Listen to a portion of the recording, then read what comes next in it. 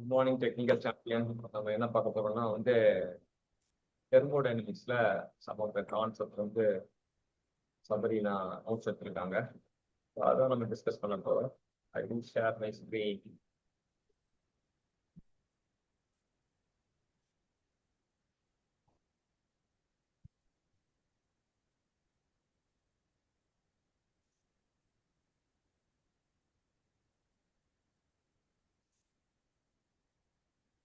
Screen is visible? Sir, yes, sir. Okay. இப்போ first எனர்ஜியை பத்தி தான் பேசியிருக்கீங்க. எனர்ஜினா ப்ராப்பர்ட்டி ஆஃப் த சிஸ்டம் தெரியும். ஏன்னா internal property of system. So அதை ஈக்குவேஷனாக சொல்லும்போது Q equal to del U plus W சொல்லுவாங்க. இங்கே டெல்லின்னு நோட்டேட் பண்ணியிருக்கிறதுக்கு காரணம் இருக்கு. ஸோ ரெண்டு விதமான பார்ட்ல போகுது, part A part B. So part ஏக்கு ஒரு ஈக்குவேஷன் இருக்காங்க, Q suffix A del T suffix A plus W A. Part பிக்கு Q suffix B that is equal to del E suffix B W B போட்டுருக்காங்க. The process A and B together constitute cycle. So A வழியா வந்துட்டு B வழியா போகுதுன்னு வச்சுங்க. அப்போ cycle அப்படின்னா நம்ம ஃபர்ஸ்ட் லா என்ன சொல்லுது, cyclic integral of sigma W equal to cyclic integral sigma Q சொல்லுது. அப்போ WA plus WB equal to QA plus QB. இதுல QA minus WA equal to QB minus WB minus QBன்னு வருது. இப்போ dq equal to d plus d W. இது dqனா இங்கே டீன்றது including the kinetic energy potential energy அதை இன்க்ளூட் பண்ணிக்கிறாங்க. டியூன்னு வரும்போது நெக்லிஜிபிள்னு சொல்லுவாங்க. அவ்வளோ சிவி நம்ம ஆல்ரெடி பார்த்துட்டோம். Change in inter energy by change in temperature at constant volume. D equal to MCV DT அந்த ஃபார்ம் தான் இதெல்லாம் டிரைவ் பண்ணுறாங்க. ஒரு ஐசோலேட்டட் சிஸ்டம்னா no mass transfer, no energy transfer. But dq equal to 0, dw equal to 0. Automatically d equal to 0 அப்படின்றது தெரிஞ்சுக்கலாம். Isolate சிஸ்டத்துக்கு E energy கான்ஸ்டன்டா இருக்கும்ன்றது தெரியும். Energy of isolate system is always constant ஒரு தீர்ப்பு வழங்குறாங்க.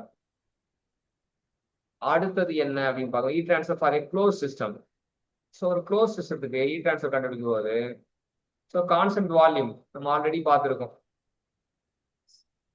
சிவி T2 மைனஸ் T1 அப்படின்றத பார்த்தோம். இதுக்கு CP T2 minus T1. Isothermal ப்ராசஸ்க்கு TU 0னால நம்ம கொடுக்குற ஹீட் ஃபுல்லா ஒர்க்கா மாறிட்டோம்ன்றது உங்களுக்கு ஆல்ரெடி தெரியும். அடியாபேட்டிக்கு நோ ஹீட் டிரான்ஸ்ஃபர், அப்போ dq ஈக்குவல் டு 0. பாலிட்ரோபிக் ப்ராசஸ்க்கு பார்த்தீங்கன்னா dq equal to P1 V1 minus P2 V2 divide by n minus 1 into gamma minus n by gamma minus 1. இது இல்லாட்டி இப்படி கூட சொல்லலாம், polytropic work into gamma minus n into gamma minus 1 அப்படி தெரிஞ்சுக்கலாம். இது வரைக்கும் ஏதாவது டவுட் இருக்கா? No, sir. நோ. சரி, என்ன பாயிண்ட்ஸ் ரிமெம்பர்ல என்ன சொல்லியிருக்காங்க வாசிங்க. Heat transfer at constant volume increases with the internal energy of the system. ஏன்னா Q ஈக்குவல் டு டெல்டா யூனா டெல்டா யூ அதிகப்படுத்தினா கண்டிப்பா ஹீட் டிரான்ஸ்ஃபர் இன்க்ரீஸ் ஆகும். ஓகேவா? அக்செப்டடா? Yes, sir. அடுத்தது செகண்ட் பாயிண்ட் என்ன சொல்றாங்க? Heat transfer at constant pressure increases the enthalpy of the system. அதே போலதான் Q equal delta H, delta H அதிகப்படுத்தினா Q அதிகமாகும். ஒத்துக்கிறீங்களா? Yes, sir. அடுத்தது மூணாவது point. In polytropic process, heat transfer is not zero. Yes. So adiabatic process na heat transfer 0. Polytropic process there may be some heat transfer occur அப்படினு நம்ம சொல்லுவோம். அடுத்தது enthalpy. It is the heat content of a body. Its unit is joule. H is equal to internal energy plus PV. Enthalpy is equal to H is equal to U plus PV. It is an intrinsic property of a system. Kilojoule per kg. Q is equal to. Hold on. So it is the heat content of the body of a open system அப்படின்னு எழுதிக்கங்க. ஏன்னா enthalpy உருவாக்கப்பட்டது open சிஸ்டத்துக்காக தான் உருவாக்கப்பட்டது. Close சிஸ்டத்துக்கு ஒரு enthalpy அப்படின்ற ஒரு விஷயம் தேவையில்லை. Yes, sir. அதுக்கப்புறம் கேபிட்டல் ஹெச்னா என்தால்பி இன்டர்னர்ஜி இது. ஆனா ஸ்மால் ஹெச்னு சொல்லும் போது specific enthalpy equal to specific internal energy அப்புறம் flow work per unit mass. சரி இன்டர்னல் Yes, sir. இன்டென்சிட்டி சொல்லிட்டீங்க. அப்ப P dV equal to differential of பிவின்னு சொல்லும்போது அப்ப என்ன சொல்றாங்கன்னா differential of pressure change in pressure போடும்போது டியூ பிளஸ் டிபிவி. அப்ப இது எச் போடணும். D H equal to d U plus P V போட்டோம்னா இதுல என்ன சொல்றானுங்க. சரி அடுத்தது வேற ஏதோ டாபிக் படிச்சு இப்ப steady flow process steady flow energy equation பத்தி பாக்குறானுங்க. இதுல இன்புட் அவுட்புட்லாம் பார்த்துட்டு இந்த ஈக்குவேஷன் வாசிங்க பார்ப்போம்.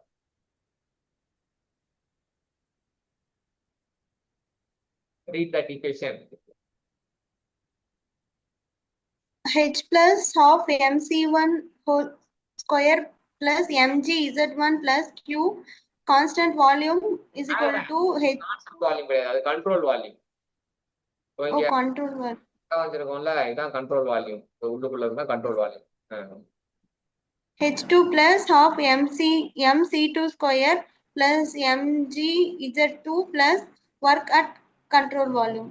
அவ்வளவுதான். இப்ப எல்லாத்தையும் எம் ஆல வகுத்தா என்ன வருது? H1 plus half C1 square plus GZ1 plus QCV is equal to H2 plus half C2 square plus GZ2 plus WCV, sir. ஏன் ஸ்மால் கியூ சிவின்னு போட்டிருக்காங்க? ஸ்மால் கியூ சிவின்னா என்ன அர்த்தம்? Specific heat.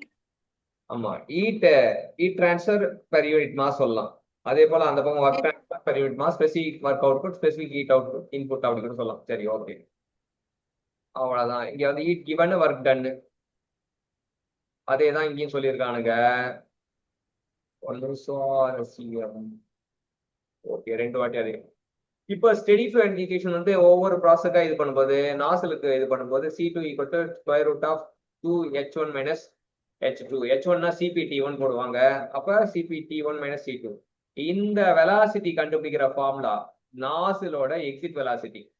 இங்க நாசில் மட்டும் போட்டுறீங்க, அங்க எக்ஸிட் வெலாசிட்டி ஆட் பண்ணீங்க.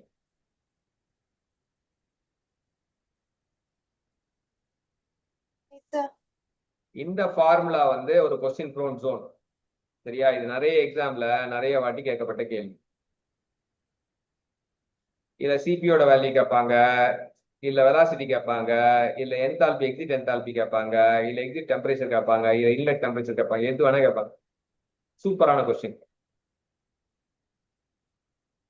So இங்க என்னென்னலாம் சொல்லியிருக்காங்க? நாசில் இஸ் பெர்ஃபெக்ட்லி இன்சுலேட்டட் அப்படின்னா no heat transfer. Neglect potential energy சேஞ்ச்னா அந்த GZ1 காலி ஆயிடும். No work done by the nozzle, no work, no heat, no. C1 negligible, potential energy negligible. சரியா? இது ரொம்ப ரொம்ப முக்கியம். இந்த கண்டிஷனால தான் அந்த equation first steady flow equation எழுதிக்கணும். எழுதிக்கிட்டு ஒவ்வொருத்தனா என்கவுண்டர் பண்ணணும். ஏன் W என்கவுண்டர் ஆகுது?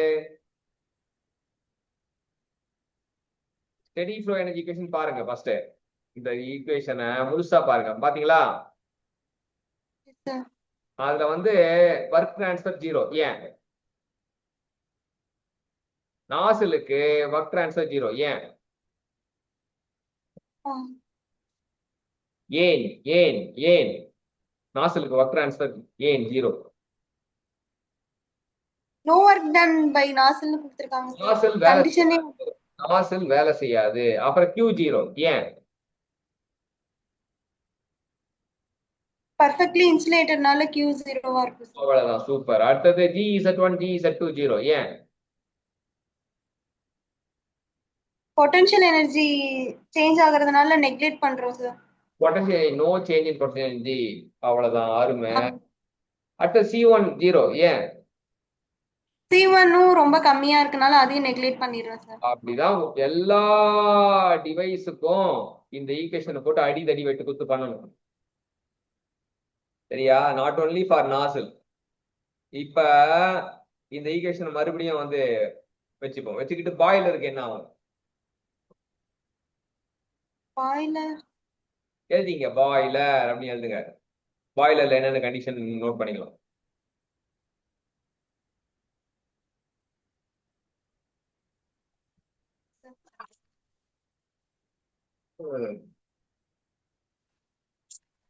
ரெடியா? Yes sir. பாய்லர் வேலை செய்யாது. அப்ப எது 0 ஆகும்? No work done by boiler, sir. அவ்வளவுதான் ஃபர்ஸ்ட் பாயிண்ட் எழுதிட்டீங்களா? Yes, sir. பாய்லருக்கு negligible energy and negligible kinetic energy. அப்ப இது 0 ஆகும். Negligible kinetic energy na half C1 half MC1 square 0 ஆயிடும் sir. அது எம்ம தான் விட்டமே. இப்ப பாக்கிறது பெர் யூனிட் மாஸ் தான் பார்த்துட்டு இருக்கோம். half C1 square. half C1 square neglect ஆயிடும் sir. அதுக்கப்புறம் அவுட்புட்ல ஒருத்தன் கைனடிக் இருக்கானே, யார் அவன்? ஸ்கொயர் ரெண்டுமே நெக்லெக்ட் ஆயிடும் சார். அவ்வளவுதான். அப்புறம் பொட்டன்ஷியல் எனர்ஜி நெக்லிஜிபிள் அப்படின்னா பொட்டன்ஷியல் எனர்ஜினா ஜி Z1 Z2 நெக்லெக்ட் ஆயிடும் சார். அவ்வளவுதான். மிச்சம் யார் யார் இருப்பா பாய்லருக்கு? H1 Q and H2 Q plus work done இருக்கு சார். ஒர்க் டன் 0 ஆச்சே. work done yes sir work done G2 வரைக்கும் இருக்கு சார். Z2 வரைக்கும் இருக்கு சார். என்ன மறுபடியும் வாசிங்க ஈக்குவேஷனை. H1 plus Q at control volume is equal to H2 plus அவ்வளவுதான் சார். H2 வரைக்கும் தான் சார் இருக்கும். அவ்வளவுதான் எழுதிங்க. அதான் பாய்லரோட steady flow energy. Write the steady flow energy equation of the boiler அப்படி சொன்னாங்கன்னா அதை வந்து நீங்க இது பண்ணுங்க. Yes sir. சரி, இப்ப என்னன்னா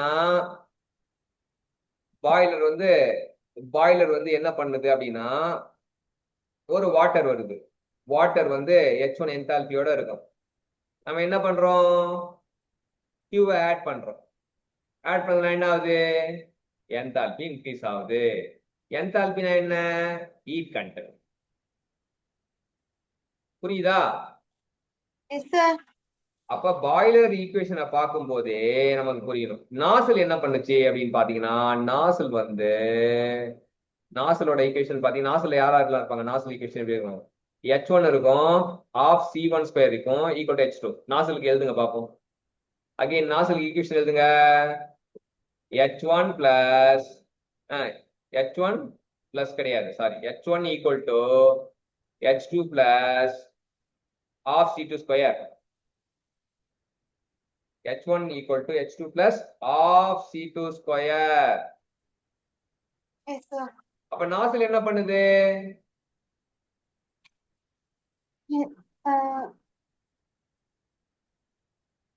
நாசில்ல என்தால்பி 1 வந்து சேஞ்ச் ஆகுது சார்.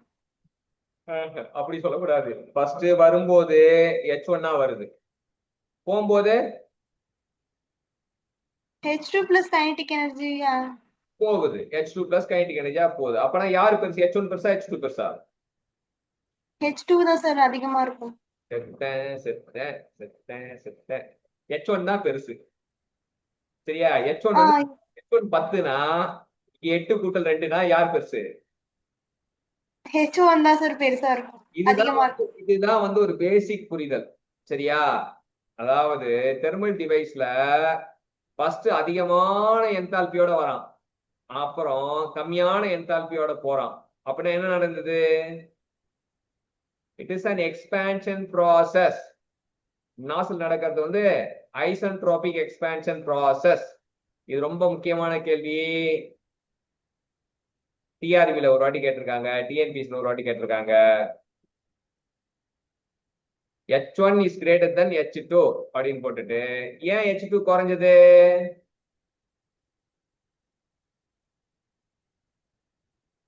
சொல்லணும். ஏன் H2 குறைஞ்சது நாசில்ல?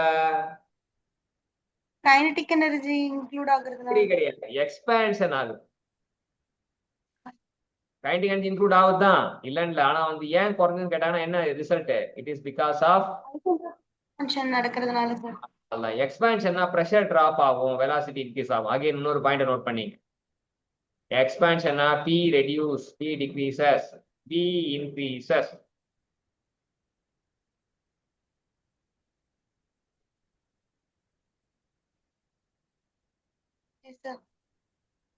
சரியா? ஓகே, இப்பதான் நாசில பத்தி புரிஞ்சுக்கிட்டீங்க.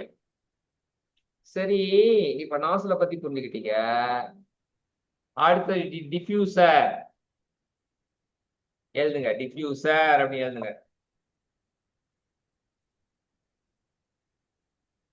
Yes sir. டிஃப்யூசர் என்ன பண்ணும் சொல்லுங்க பாப்போம். டிராஃப்ட் டியூப் பத்தி படிச்சீங்கல்ல அப்பயே எஃப்எம்ல. டிஃப்யூசர் என்ன பண்ணும்? இட் இஸ் என்ன passage? Converging diverging passage. Converging diverging passage தான். ஓகே. இப்போ வந்து டிஃப்யூசர் நாசில்ல எக்ஸ்பான்ஷன் நடக்குதுன்னா டிஃப்யூசர் என்ன நடக்குது? கன்வர்ஜிங் நடக்கும் சார். கம்ப்ரஷன் நடக்குது. கம்ப்ரஷன் நடக்கும் சார். அங்க எக்ஸ்பான்ஷன் ஆப்போசிட் என்னது? கம்ப்ரஷன் நடக்கும். டிஃப்யூசர்ல கம்ப்ரஷன் நடக்குது. கம்ப்ரஷன் நடக்குதுன்னா pressure increases.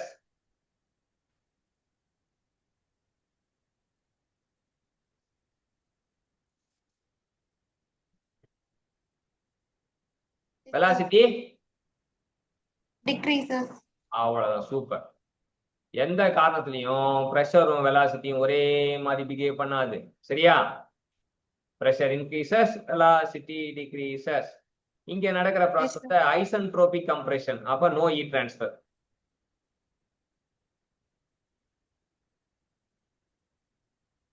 Yes sir. No work done.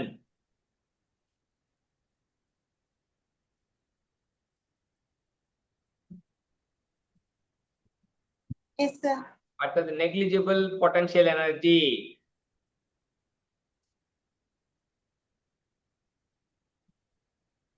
Yes sir. அப்புறம் negligible exit velocity.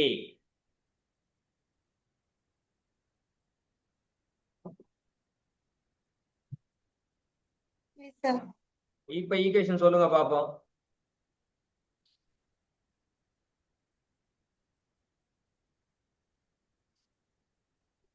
H1 is equal to H2 sir.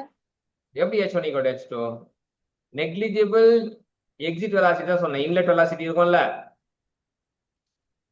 நாசில்ல யார் இருந்தா?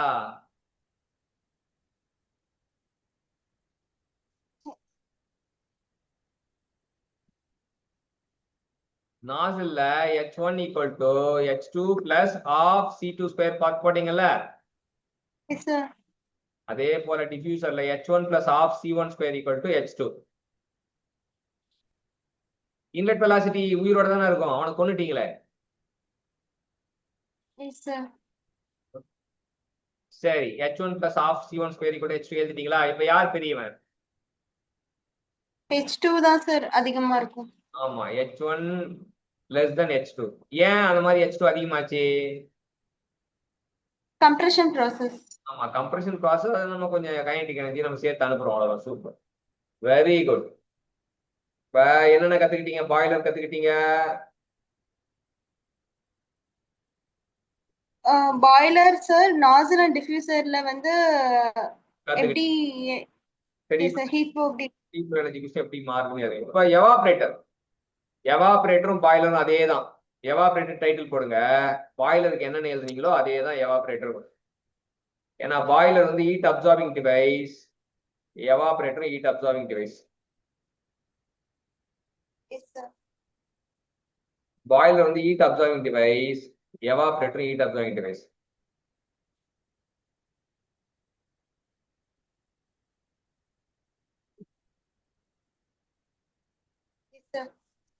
ஓகே. அடுத்தது கண்டென்சர்.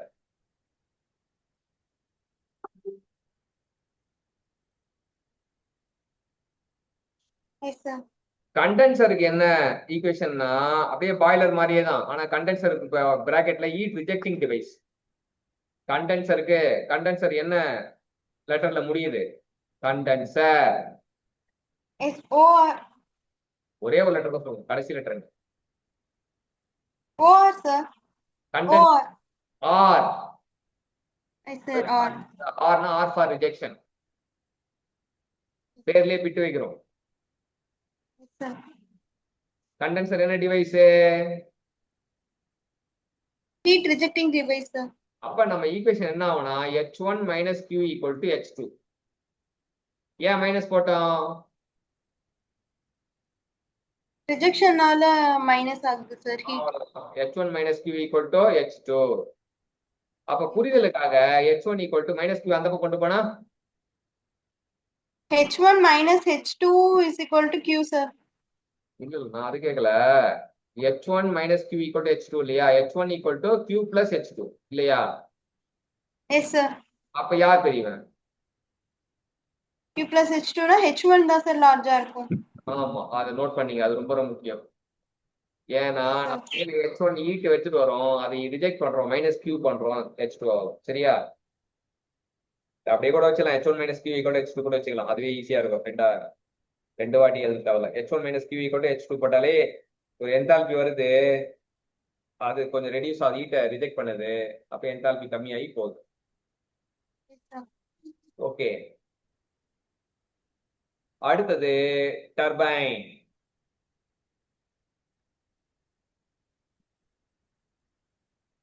Yes, sir. டர்பைனுக்கு negligible kinetic energy, negligible potential energy, no heat transfer, isentropic expansion.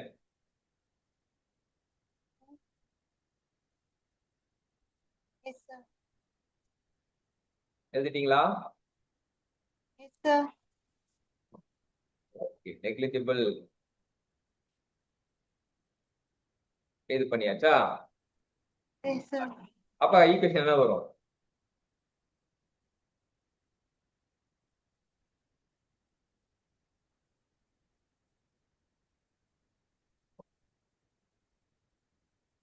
H1 plus H1 is equal to H2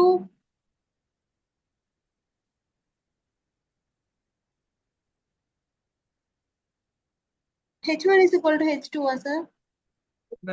H1 equal to H2 plus W. ஒர்க்கை பத்தி நான் சொல்லலையே ஏதோ. No heat transfer சொன்னேனே தவிர ஒர்க்கை பத்தி எதுவும் பேசல. Yes, sir. கரெக்டா கீனும் அப்சர்வ் பண்ணி கரெக்டா சொல்லணும். அப்பதான் லேர்னிங் கரெக்டா இருக்கும். அப்ப H1 equal to H2 plus W. யார் பெரியவன்? H1 sir. H1 greater than H2. அப்ப நடந்த ப்ராசஸ் எக்ஸ்பான்ஷன், அதற்கு ஹீட் டிரான்ஸ்ஃபர் இல்லாம ஐசென்ட்ரோபிக் எக்ஸ்பான்ஷன். டர்பைன் நடக்கிற ப்ராசஸ் வந்து ஐசென்ட்ரோபிக் எக்ஸ்பான்ஷன். அது மறந்துடக்கூடாது. தூக்கத்தை எழுப்பி கேட்டா கூட மெக்கானிக் இன்ஜினியர் பக்காவா சொல்லும். Yes, sir. இப்ப கம்ப்ரஸருக்கு டர்பைன் மாதிரியே தான், ஆனா கம்ப்ரஷன் ஒர்க்னால minus W. H1 equal to H2 minus W. யார் பெரியவன்?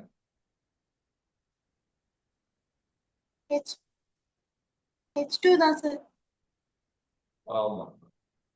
அப்ப என்ன ஆகுதுன்னா வந்து நம்ம ஒர்க் வந்து நெகட்டிவ் ஒர்க்னால வந்து அது இனிஷியலா கம்மியான என்தால்பில இருந்து அதிகமான என்தால்பியா கம்ப்ரஷன் ஒர்க்னால ஒர்க் உள்ள வரும். சரியா? மைனஸ் W இந்த பக்கம் கொண்டு வந்தா H1 plus W equal to H2 இல்லையா? அப்ப என்தால்பி கொண்டு வரும், அது கூட கம்ப்ரஷன் ஒர்க் ஆட் ஆகுது. அப்ப இது பண்ணுவோம்.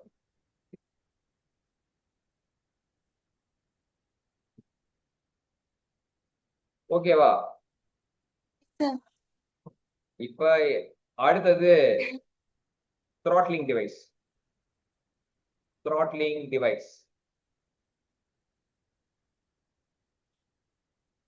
Yes, sir. இதுல negligible kinetic energy, negligible potential energy, no heat transfer, no work transfer.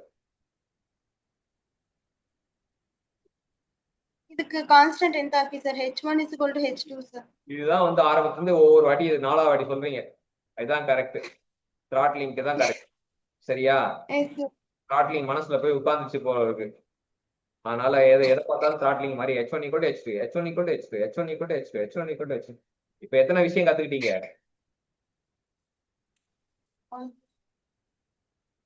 7 சார். என்னென்னது?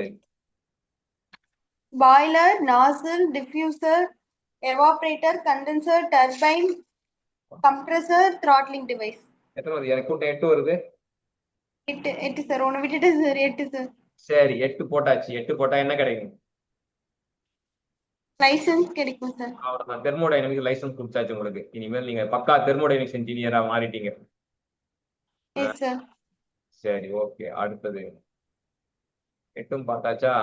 Nozzle diffuser. கண்டினியூட்டி ஈக்குவேஷன்னா மாஸ் ஃப்ளோ ரேட் சேமா இருக்கும். சரியா? மாஸ் ஃப்ளோ ரேட் எப்படிலாம் சொல்லலாம்?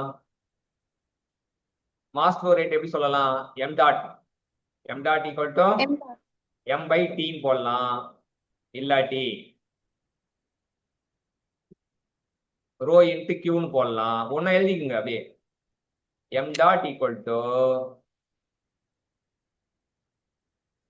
M by T M by by t, mass flow rate per unit time. That is also equal to rho into q. yes sir. Yeah, that is also equal to rho AV.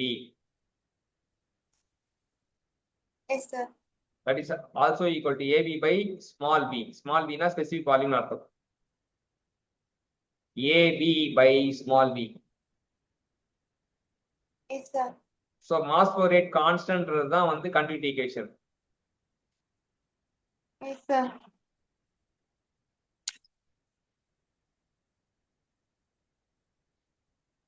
Yes sir. அவ்வளவுதான். Yes sir.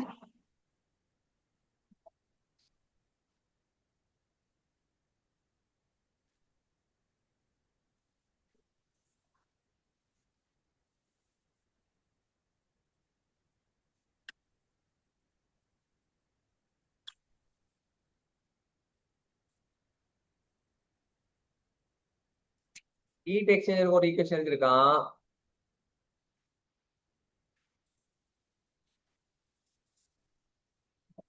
இது Wன்றது specific, இந்த mass flow rate தான் rotate பண்ணிருக்கான்னு நினைக்கிறேன். A1 B1 by μ1. Okay. Heat எக்ஸ்சேஞ்சருக்கு ஒரு formula நமக்கு இது பண்ணிருக்கானுங்க.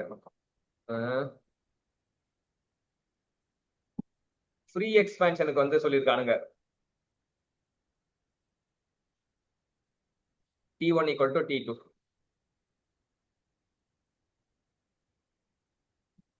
வெட்டோட சேர்த்து free expansion 9, heat exchanger 10, desuperheater 11. அடுத்த செகண்ட் லா ஆஃப் தெர்மோடைனமிக்ஸ் சொல்லியிருக்கானுங்க. கெல்வின் பிளாங்க் ஸ்டேட்மெண்ட் என்ன சொல்லுது? It is possible for a heat engine to produce network in a complete cycle if it exchange heat only with bodies at a single fixed temperature. அவ்வளவுதான். அதாவது only one reservoir வச்சு ஒரு thermal யூஸை கம்ப்ளீட்டா ஒர்க்கா convert பண்ண முடியாது. Classic statement. It is impossible to construct a device which operating in a cycle transfer heat from cooler body to hotter body without any work input. Okay. Second law வந்து law of degradation of எனர்ஜின்னு சொல்றானுங்க. அப்புறம் Q net equal W net வச்சு போடுவான். Q netனா Q1 minus Q2, W netனா work done by turbine minus work done by compressor. எஃபிஷியன்சினா W net by Q1 சொல்லலாம், இல்ல Q net by Q1 கூட சொல்லலாம்.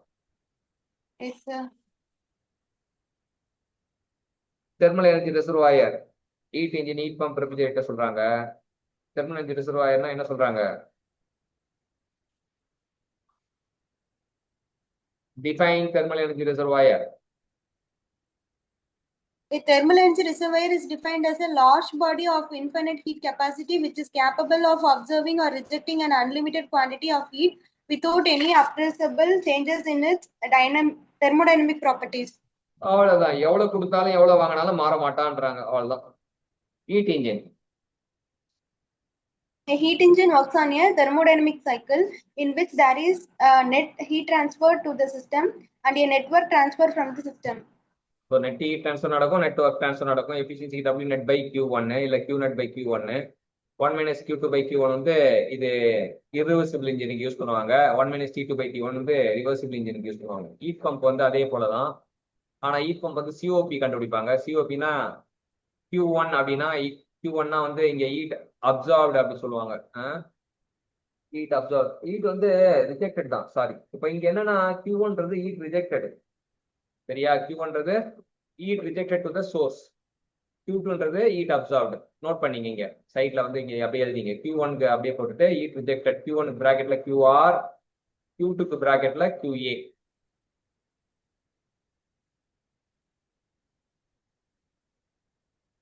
அப்ப formula என்னன்னா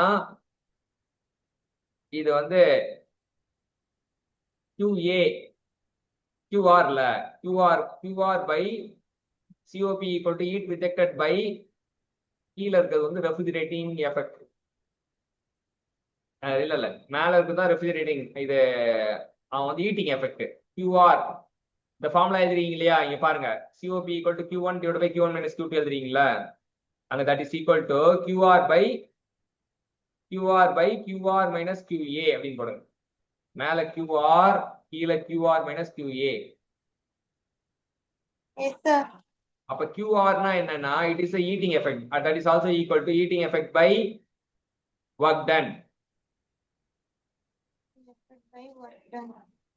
T-ல போட்டா அது ரிவர்சிபிள் ப்ரொபோர்ஷனேட்டா. அது ரெஃப்ரிஜரேட்டருக்கு வந்து Q2 னா வந்து heat absorbed by QA divided by Q. இதுனா இங்க மறுபடியும் Q2 வருது. Q1 ஆமா Q2 னா வந்து heat absorbed by divided by heat rejected minus heat absorbed. That is also equal to refrigerating effect by work done. Refrigerating effect by work done. மேல Q2ன்றது refrigerating effect. எழுதிட்டீங்களா? Yes, sir. First என்னதுன்னா COP equal to Q2 minus Q2 divided by Q1 minus Q2 இருக்கு. That is equal to QA divided by QR minus QA.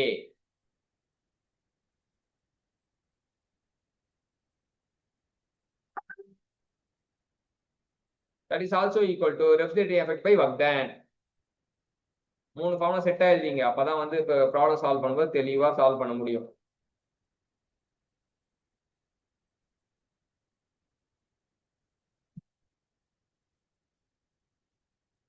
இப்போ COP reversible cycle வந்து T2 divided by T1 minus T2. இப்போ COP heat pump equal to 1 plus COP of refrigerator. அப்ப யார் பெருசு? Heat pump. ஆமா, ரெஃப்ரிஜரேட்டரை விட heat pump வந்து ஒரு வயசு அதிகமா இருக்கும். Heat pump elder brother, refrigerator younger brother. இது ரிவர்சிபிள் யூனிவர்சல் ரெண்டுத்துக்கும் செட் ஆகும்ன்றாங்க. அடுத்தது ஒர்க் டன் ஈக்குவலா இருந்தா, நமக்கு ஒர்க் டன் ஈக்குவலா இருந்தா Q2 equal to Q1 plus Q3 by 2. ஏன்னா WA equal to WB போட்டோம் வச்சுக்கேன், இந்த ஃபார்முலா கிடைக்கும். இங்க ஒரு ஸ்டெப் குறைச்சிட்டீங்க, இங்க W எழுதிட்டீங்க, WB எழுதிட்டீங்க. இங்க வந்து ஒர்க் டன் ஈக்குவல்னா WA equal to WB அப்படின்னு போடணும். மூணாவது ஸ்டெப், இந்த இடம் காலியா இருக்கு இல்லையா, அங்க WA equal to WB போட்டுங்க. அப்பதான் அந்த ஃபார்முலா சப்ஸ்டிட் பண்ணதுக்கு அப்புறம் ஆன்சர் வரும். Q2 equal to Q1 plus Q3 by 2. ரிவர்சிபிளா இருந்தா T2 equal to T1 plus T3 by 2. அது இந்த போய் T2 போடக்கூடாது, T3, அது 2 மாதிரி இருக்கு பாருங்க. T1 plus T3 divided by 2. மாத்திட்டீங்களா? T1 plus T3 divided by 2. Yes, sir. Whole divided by 2. சரி, அது ஒரு பக்கம் இருக்கட்டும். ஈக்குவல் எஃபிஷியன்சினா இங்க ஒரு ஸ்டெப் இதுவாயிட்டி, eta A equal to eta B போட்டுங்க. இங்க ஈட்டா ஏ ஃபார்முலா இருக்கு, ஈட்டா பி ஃபார்முலா இருக்கு. Eta A equal to eta B போட்டா இது ஈட்டா சி, அதாவது நியூ இன்ஜினுக்கு வந்து கப்புல்ட் இன்ஜினுக்கு வந்து இது வரும்.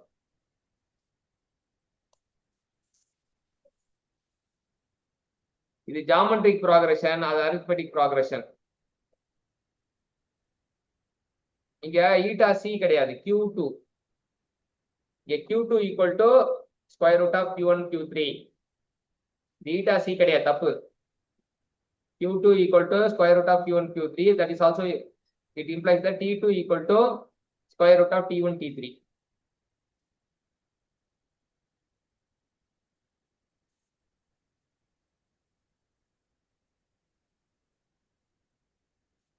So மூணுத்துக்கு ரிலேஷன், ஹீட் பம்புக்கு வந்து COP heat pump equal to 1 by efficiency of heat engine.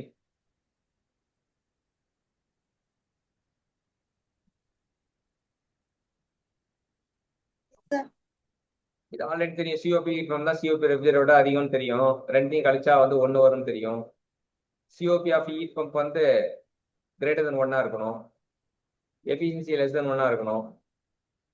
Heat reservoir net work கண்டுபிடி W work done by turbine minus work done by pump. எஃபிஷியன்சிக்கு net work output by heat absorbed. ரெஃப்ரிஜரேட்டருக்கு வந்து desired effect by work output. Desired எஃபெக்ட்னா என்ன? ஏன் desired எஃபெக்ட்னு போட்டாங்கன்னா heat பம்புக்கு heating effect, refrigerator cooling effect.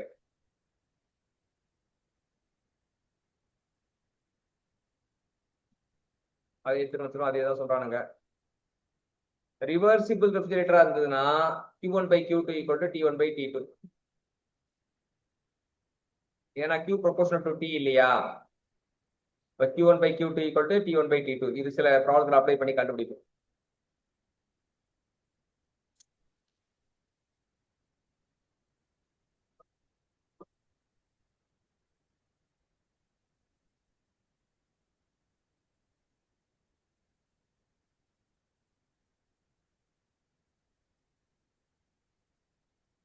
Reversible இன்ஜினுக்கு இந்த ஃபார்முலா யூஸ் பண்ணுவோம்.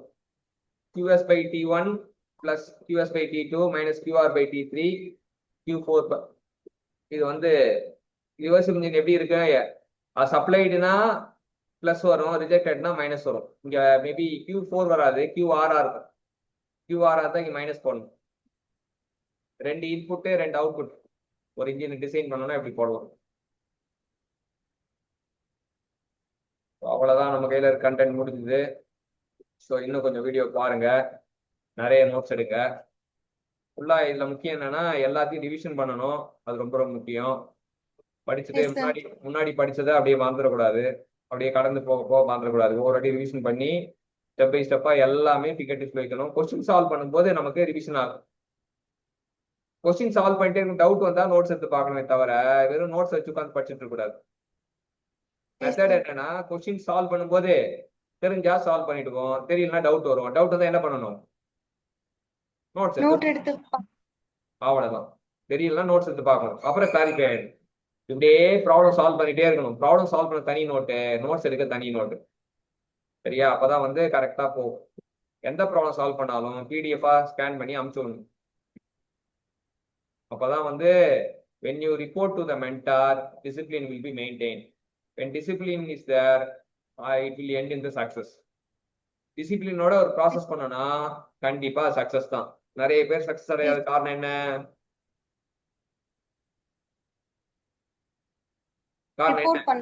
ரிப்போர்ட் பண்ண மாட்டாங்க. ரிப்போர்ட் பண்ணனா அவங்க டிசிப்ளினா இருக்க மாட்டாங்க. டிசிப்ளினா ப்ராசஸ் டிசிப்ளினா இருக்காது. ப்ராசஸ் டிசிப்ளினா நம்ம சக்சஸ் ஆக முடியாது. ஸோ ரிப்போர்ட் பண்ணணும். ஸோ இருக்கிற வீடியோ எல்லாம் பார்த்து முடிச்சிட்டீங்களா? இல்ல சார், இன்னும் ஒரு 2 ரிமைனிங் இருக்கு. சரி, ஓகே. நான் ஃபர்தராக இன்னும் கொஞ்சம் வீடியோ அனுப்புறேன். ஃபுல்லா ஒரு 8 o'clock மறுபடியும் நான் மீட் பண்ணுவோம். அதுக்குள்ள நீங்க உங்களோட இதுவை டக்கு டக்கு டக்குன்னு முடிங்க. சரியா? Okay sir. All the best. Thank you.